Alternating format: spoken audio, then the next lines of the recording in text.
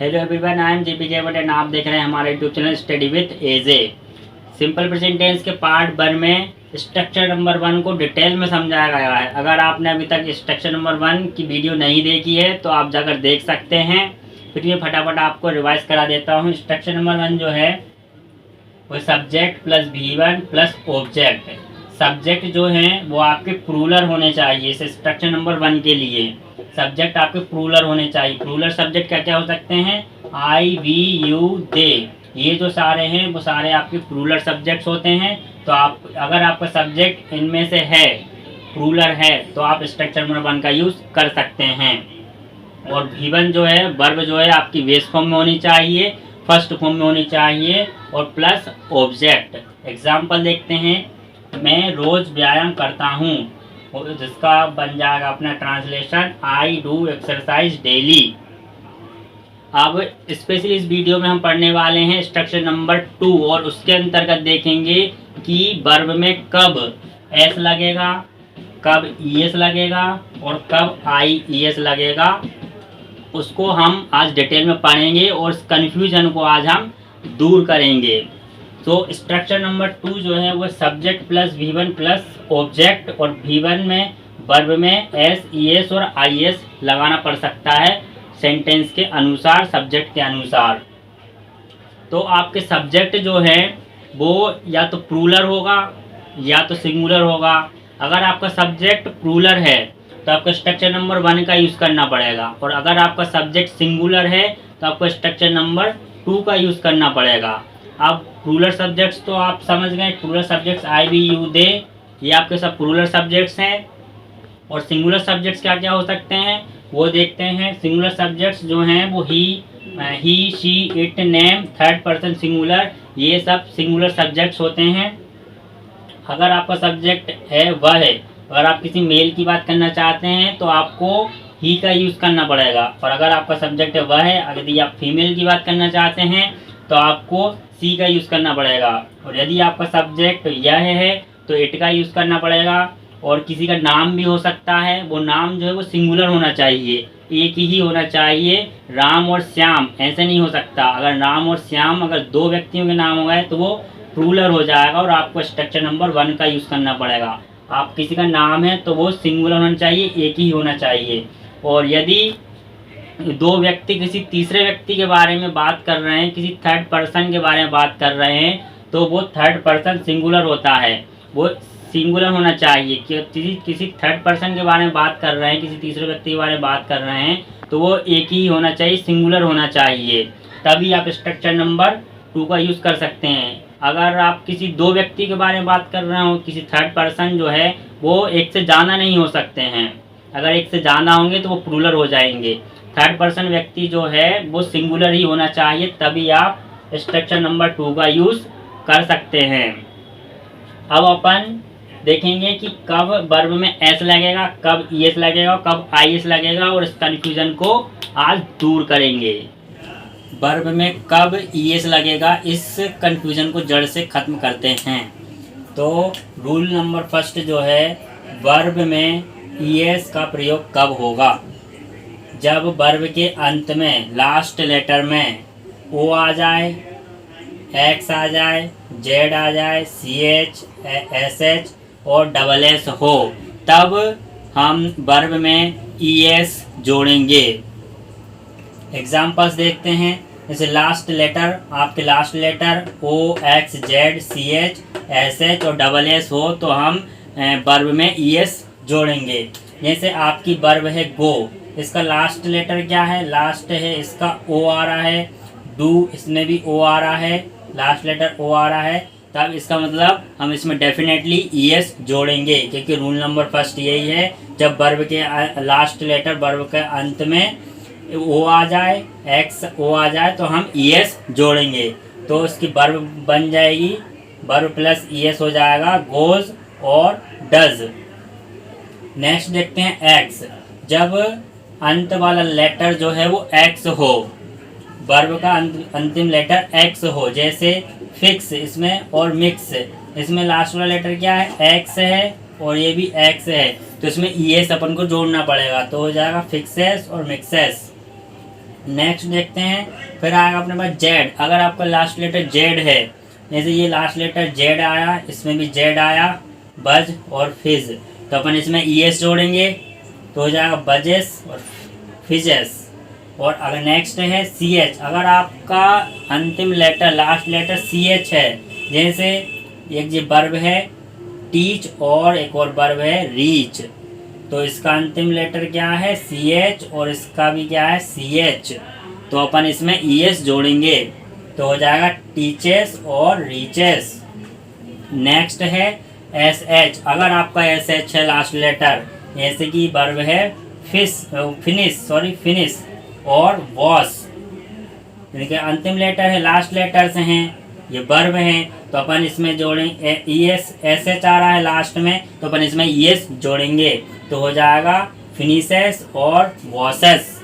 Next है double S, अगर आपका लेटर डबल एस आ रहा है, अंतिम लेटर जो है डबल एस आ रहा है वर्ब में, तो जैसे क्रॉस एग्जाम्पल है, क्रॉस ये वर्ब है, इसमें लास्ट लेटर क्या है डबल एस है इसके, और पास इसमें भी डबल एस आ रहे हैं, तो आपको इसमें ई एस जोड़ना पड़ेगा और हो जाएगा वो क्रॉसेस और पासेस। तो आई होप आपको समझ में आ गया होगा कब वर्ब में ई एस जोड़ेंगे। वर्ब में ई एस जब जोड़ेंगे हम, तब जब जोड़ेंगे जब आपका अंतिम लेटर वर्ब का जो अंतिम लेटर है वो ओ हो, एक्स हो, जेड हो, सी एच हो, एस एच हो और डबल एस हो, तभी हम वर्ब में ई एस जोड़ेंगे। और अब अपन देखते हैं आई ई एस कब लगेगा वर्ब में। अभी हमने पढ़ा रूल नंबर फर्स्ट, और रूल नंबर फर्स्ट हमें बताता है कि वर्ब में कब ई एस लगता है। अब हम देखेंगे रूल नंबर 2, और रूल नंबर 2 हमें बताता है कि वर्ब में कब आई ई एस लगता है। सो रूल नंबर 2 को पढ़ते हैं। रूल नंबर 2 है जब वर्ब का लास्ट लेटर बाय हो, जब वर्ब का लास्ट लेटर जो भी आपकी वर्ब है उसका लास्ट लेटर बाय हो एवं बाय के पहले कॉन्सोनेंट हो, तो बाय को हटाकर आई ई एस लगाते हैं। बाय के पहले कॉन्सोनेंट हो तो बाय को हटाकर आई ई एस लगाते हैं। जैसे वर्ब है स्टडी, इसका लास्ट लेटर क्या है, लास्ट लेटर है बाय, जो कि रूल नंबर 2 में बताया गया है लास्ट लेटर बाय होना चाहिए, लास्ट लेटर बाय होना चाहिए। और इसका बाय के पहले कॉन्सोनेंट होना चाहिए। कॉन्सोनेंट इस बाय के पहले क्या है, बाय के पहले है डी एक क्या है कॉन्सोनेंट है, तो लास्ट लेटर क्या हो गया, लास्ट लेटर अपना बाय हो गया, और कॉन्सोनेंट क्या हो गया, कॉन्सोनेंट होगा डी। तो ये रूल पूरा फुलफिल हो रहा है इस वर्ब के लिए कि अपना लास्ट लेटर बाय भी है और कॉन्सोनेंट भी है। सो अपन बाय को हटाकर आई ई एस लगाते हैं, यही अपना रूल नंबर 2 है। तो अपनी वर्ब हो जाएगी, अपन ने बाय को हटा दिया, इसमें आई ई एस लगा दिया, स्टडीज हो जाएगा। रूल नंबर 2 हमको यही बताता है। सिमिलरली आपके सामने ये वर्ब लिखी हुई है, उनको देखते हैं। जैसे नेक्स्ट वर्ब है अपने पास बरी मीन्स होता है चिंता करना। आई होप आपको कॉन्सोनेंट्स पता होंगे, फिर भी मैं आपको एक बार बता देता हूँ, रिवाइज करवा देता हूँ। वोवल्स अपने 5 होते हैं इंग्लिश में, ए ई आई ओ यू, और वोवल्स को छोड़कर, वोवल्स के अलावा जितने भी लेटर होते हैं वो सारे अपने कॉन्सोनेंट होते हैं। ठीक है, तो अपनी नेक्स्ट वर्ब जो है वो है बरी, इसका लास्ट लेटर क्या है बाय, और उसके पहले क्या है, बाय के पहले क्या है आर है, जो कि कॉन्सोनेंट है।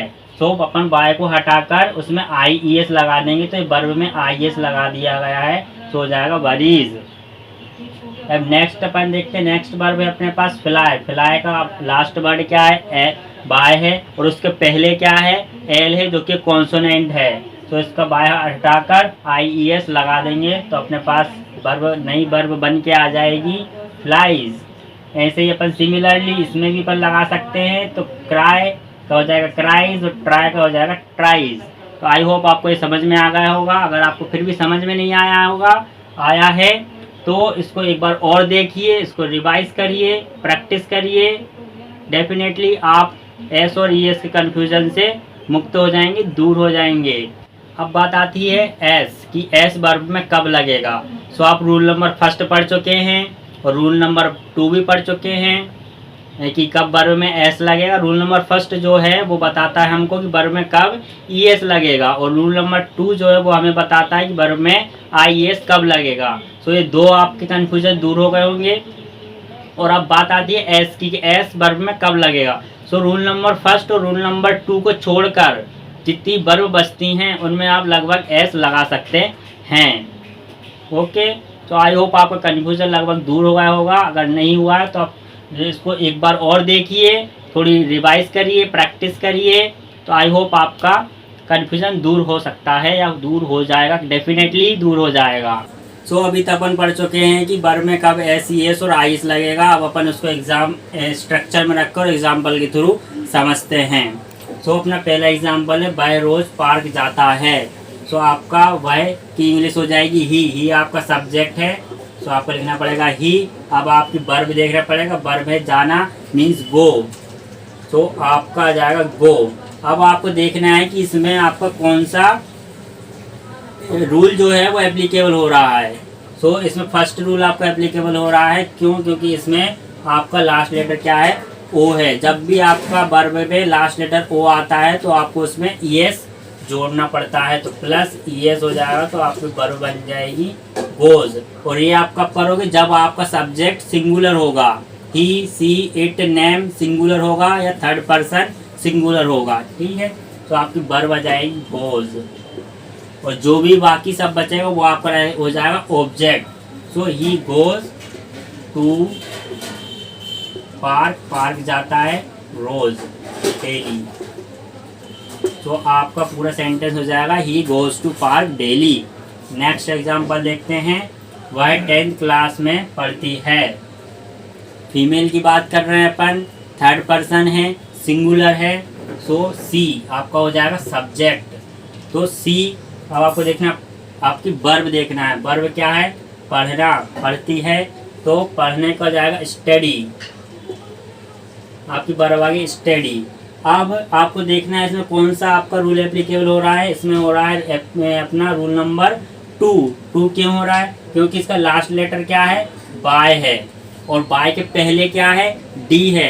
डी क्या है? कॉन्सोनेंट है, इसीलिए अपन को बाय हटाकर आई ई एस लगाना पड़ेगा, जो कि अपना रूल नंबर 2 अपन को बताता है।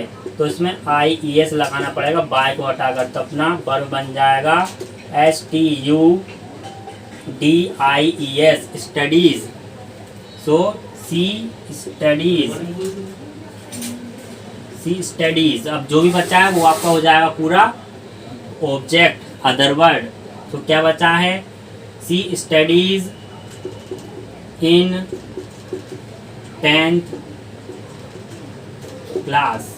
तो आपका पूरा सेंटेंस हो जाएगा she studies in 10th class.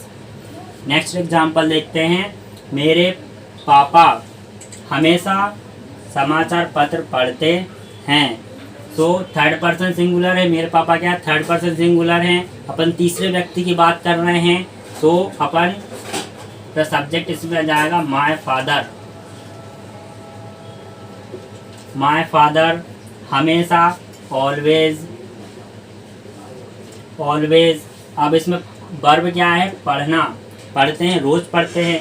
पढ़ने का अपना वो क्या है? वर्ब है, पढ़ने की वर्ब है अपने रीड, READ, रीड। अब इसमें आपको देखना है आपको कौन सा रूल एप्लीकेबल हो रहा है। फर्स्ट हो रहा है, नहीं हो रहा है, सेकंड हो रहा है, नहीं हो रहा है। इसका मतलब अपन फर्स्ट और सेकंड अपना रूल एप्लीकेबल नहीं हो रहा है, इसका मतलब अपन इसमें एस लगा सकते हैं। तो अपन इसमें प्लस एस लगा सकते हैं, तो अपनी वर्ब बन जाएगी रीड्स। तो इसमें अपन लिख देंगे रीड्स। तो माय फादर ऑलवेज रीड्स, क्या पढ़ते हैं? न्यूज़पेपर। तो अपन न्यूज़पेपर लिखेंगे, न्यूज़पेपर। तो आपका पूरा सेंटेंस हो जाएगा my father always reads newspaper. So I hope आपको स्ट्रक्चर नंबर 2 समझ में आया होगा और आपका IES का कन्फ्यूजन दूर हो गया होगा। तो और इस वीडियो में बस इतना ही, मिलते हैं अगली वीडियो में। और अभी तक आपने अगर मेरा चैनल सब्सक्राइब नहीं किया है तो सब्सक्राइब कर लिए, शेयर करिए, लाइक करिए, सेफ रहे, सुरक्षित रहे और अपने आसपास सफाई बनाए रखें।